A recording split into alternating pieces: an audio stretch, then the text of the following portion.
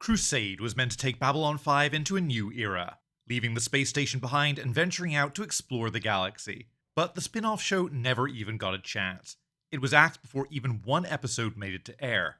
Let me tell you the story of Crusade, and how it ended up dead on arrival.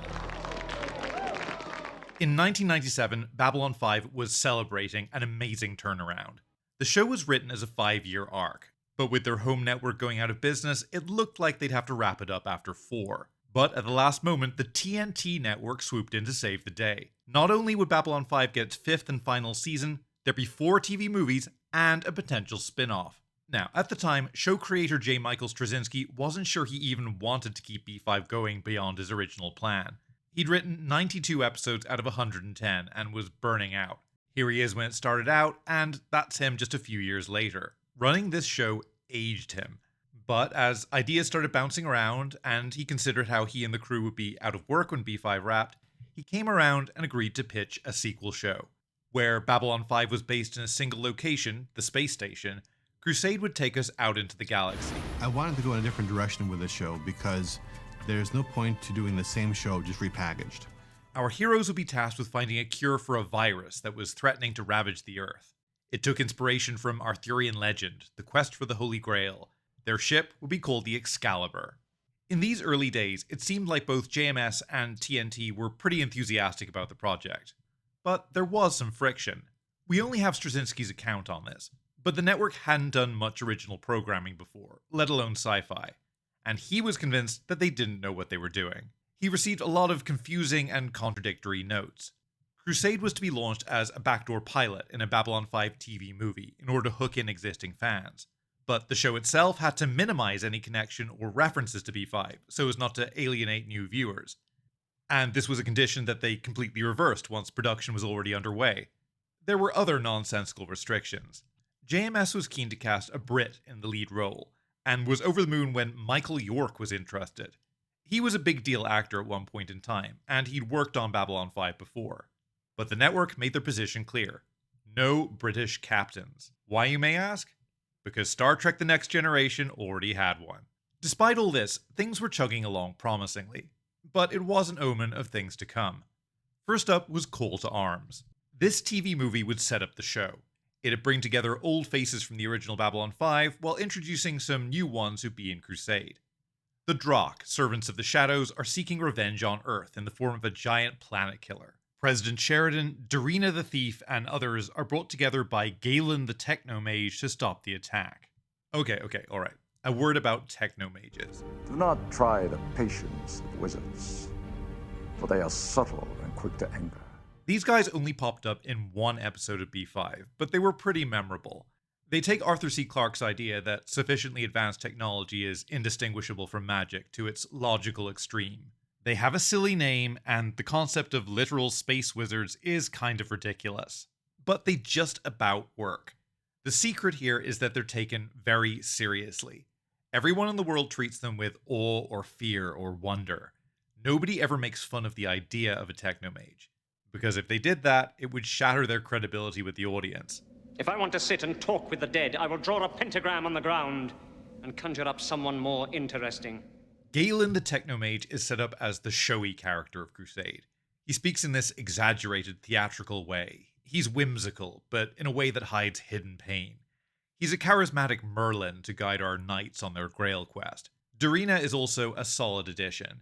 She's a sassy thief, so she breaks the rules but lives by her own code of ethics. Her planet was destroyed by the Drakh, so she's motivated by revenge. Call to Arms is a solid action movie, and it culminates in a big space battle over Earth. With the Drakh fleet defeated, they leave a parting gift, a virus to wipe out humanity. It'll take 5 years to adapt to our physiology, so we've got a ticking clock as our new heroes venture out to find a cure. So far, so good. JMS now had to round out the Excalibur crew. With Michael York out, Captain Matthew Gideon would be played by Gary Cole. Now, on B5 we'd already had a traumatized war veteran and an upbeat war hero. Gideon offered something new. He's a gambler, a man chosen for the mission because he takes chances, bends rules, and will do whatever it takes to bring home the cure. First Officer John Matheson is a telepath, one of the first to join the military after the fall of the Psi Corps. Dr. Sarah Chambers is looking to use whatever they find to help create a cure. She's got family stuck back in quarantine on Earth, so she's the human connection to the crisis. But corporations go on and on through good times and bad because it's all about profit. Then there's Max Eilerson, the archaeologist, who is hands down the best character. In the future of B5, archaeology is big business. Digging up an alien world could lead to the discovery of advanced technology to patent. Eilerson is a cynical capitalist, a type of main character they've never done before. He's a pompous, condescending know-it-all. And some of the show's best moments are when he gets deflated, or when he infuriatingly kind of has a point and leaves the others without a comeback. Gideon, wouldn't you gladly sacrifice a few hundred Narns to save Earth? In 1998, Crusade went into production, and hopes were still high. That is, until they were told to halt filming 5 episodes in. The network wasn't happy, and had an extensive list of demands. Now, at the time, JMS thought the people at the network were incompetent. It was the only way he could rationalize the crazy changes that they wanted. But he later found sources on the inside who convinced him that his show was deliberately sabotaged. The story goes that when TNT started running Babylon 5's 5th season, they discovered that, although it got good ratings, B5 viewers weren't watching anything else on the network, which leaned mostly on stuff like westerns and pro wrestling. Likewise, regular TNT viewers weren't tuning into B5. There was no overlap between the two audiences. At this point, the network wanted out, but the only way they could do that was to make a case that JMS wasn't delivering what they asked for, and so they set out to tank Crusade. Now, I'll leave it up to you whether TNT just didn't get the show, or if they actively tried to kill it. But in the end, the result was the same.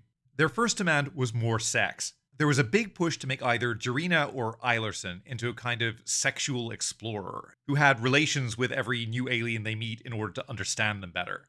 This one, JMS refused. Another demand was more action. The first 5 episodes that were made actually already had a lot of space battles and explosions. But according to JMS, the network reps couldn't visualize what these would look like without the finished special effects. They just didn't get it based on the storyboards alone. What they did understand were fistfights. So these started getting shoehorned in to please the suits.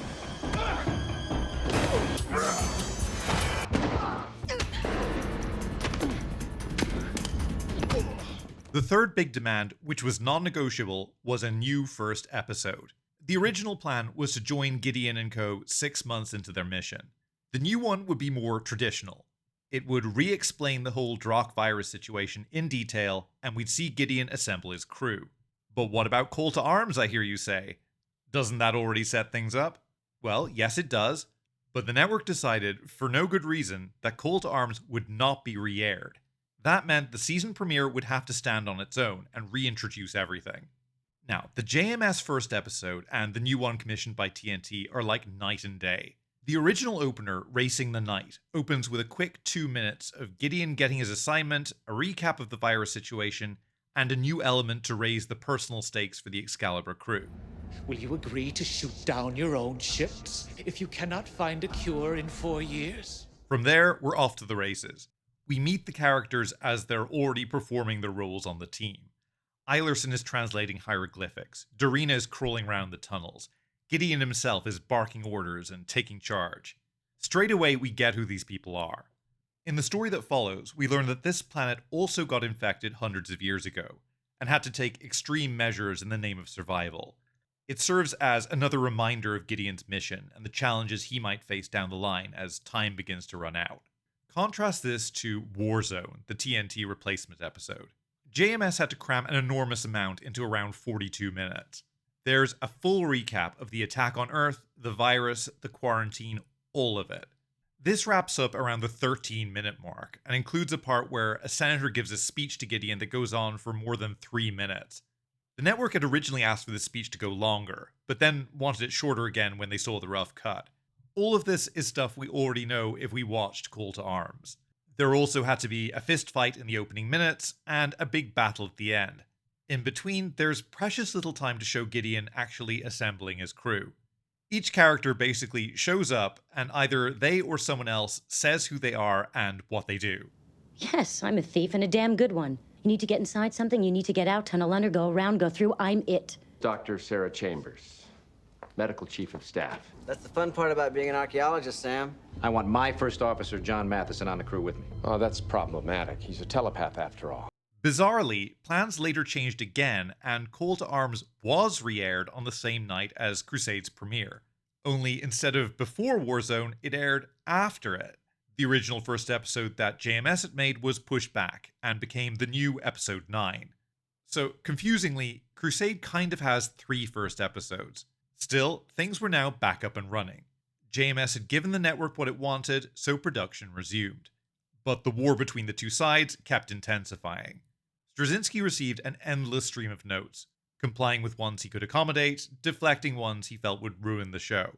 Some notes would ask for more exposition to explain things. Then, after that was added, more notes would appear complaining that the scenes were now too slow and too talky. Inevitably, the relationship between Straczynski and the suits eventually imploded, and production was halted for good. The show was axed before it even went on air. In total, they'd made 13 episodes, about half a season of television. These were unceremoniously put out on TV without much fanfare, and Crusade was quietly forgotten. Now, even without all the interference by TNT, Crusade would have had problems. Babylon 5 gets picked on a bit these days for its special effects, and sure, some of them haven't aged well. But being based on the space station meant they had some good solid nuts and bolts sets to rely on, and only occasionally do the visuals take you out of the moment. Crusade is another story. The Excalibur crew had to go to new planets nearly every week, and it stretched the limits of what they could do with their tiny budget and the technology of the time. The result is effects that look bad even by late 90s standards. Like, okay, there's this one episode where some mysterious thing is murdering crew members down on a planet. So Galen creates an avatar, or a homunculus, of himself to go down and draw it out. It looks really bad, and they probably should have just used the actor himself instead of this CGI monstrosity. Other CG environments they created look downright awful, and they really struggled to make this work on a budget. Even the real sets were a stretch. Here are 2 scenes of the crew exploring the ruins of an ancient city. These are different episodes on different worlds, but they look indistinguishable. But bad effects weren't the reason it got canned, and despite its shortcomings, Crusade had enormous potential. The setup was good, it had a really interesting cast of characters, and you could sense bigger things were on the horizon. Gideon's backstory had some great hooks. When he was an ensign, his destroyer was blown up by a mystery ship, leaving him stranded. He was rescued by Galen, explaining the strange bond between the two men. That mystery ship is now his white whale. He's always on the lookout for it. He's also got this creepy box he won in a card game one time. It whispers, providing vital information for their quest, but sometimes it lies to him. And just as the Minbari War provided the backstory to Babylon 5, through Lieutenant Matheson, we would have learned all about the telepath war that happened a few years earlier. The show Bible also makes it clear that the virus wasn't the be-all and end-all of the show. They would have found the cure around year 2 or year 3, and then pivoted elsewhere. Familiar faces from Babylon 5 would also have been folded into the story. We already got appearances by Dr. Franklin and Captain Lockley. Garibaldi and Lita had been slated for appearances. Bester the Psychop, now on the run as a war criminal, would have shown up in episode 15. We'll never really know what Crusade would have been. But there was enough good stuff there that I'm sorry we didn't get to see more. But what do you think? Did Crusade have potential, or should Babylon 5 have been left as it was? And how would you have liked to see the story play out? Let me know in the comments. That's all for this one. I'll be seeing you.